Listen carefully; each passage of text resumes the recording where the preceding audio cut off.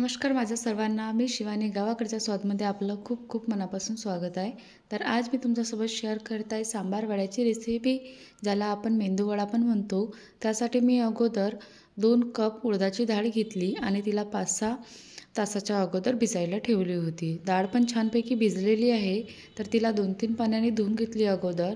नंतर मिक्सरच्या भांड्यामध्ये बारीक करायची आहे. तर त्यामध्ये पूर्ण पाणी काढून घ्यायचं अगोदर. पाणी नाही टाकायचं यामध्ये आणि पाणी न घालता अगोदर मिक्स करायची. आणि जेव्हा गरज पडेल ना, तेव्हाच फक्त 2 चम्मच पाणी घालायचं, जास्त पाणी घालायचं नाही.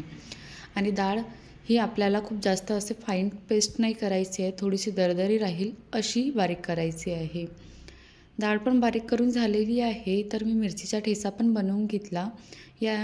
यामध्ये तुम्ही मिरची नाही आवडत असेल तर नाही पण घालू शकत, फक्त मीठ घालून पण मिक्स करू शकता.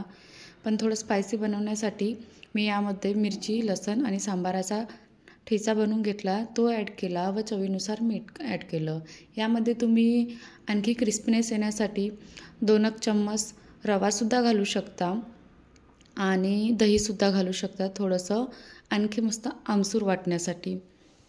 दही घातल्यावर पण छान टेस्ट येते आणि रवा घातल्याने क्रिस्पीनेस येते.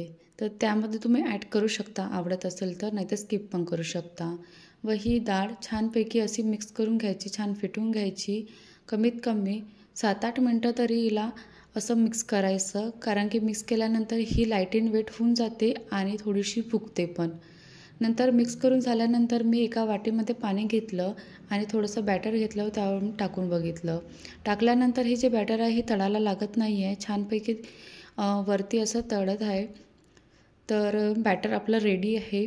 नंतर मी हाताला थोडं ओलं करून घेतलं पाण्याने आणि वडा जेवढा मोठा हवा आपल्याला, लहान हवा तर लहान घ्यायचा गोळा, नाही तर मोठा घ्यायचा. आणि वडा असा बिचामध्ये थोडासा होल करून असं मीडियम फ्लेमवर गरम केलेल्या तेलामध्ये टाकायचा व वडे फ्राय करून घ्यायचे आहे. लक्षात ठेवायचं यामध्ये की जेव्हा पण आपण वडे तेलामध्ये टाकतो त्या अगोदर हाताला थोडं पाण्याने ओलं करून घ्यायचं आणि त्यानंतरच टाकायचं, तेव्हाच ते इझिली तेलामध्ये फ्राय करायला टाकता येते आपल्याला. अशा प्रकारे मी बाकीचे पण वडे फ्राय करून घेतलेले आहे.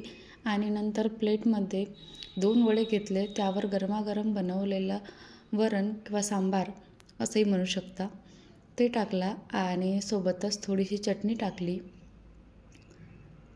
व प्लेटमध्ये सर्व केली. खूप मस्त झाले आहे. अशाच रेसिपींना तुम्ही बनवून बघा आणि माझ्या व्हिडिओला शेअर करा, लाईक करा आणि चॅनेलला सबस्क्राईब करायला विसरू नका. कशी वाटली तुम्हाला आजची रेसिपी मला कमेंटमध्ये सुद्धा सांगा. थँक्यू.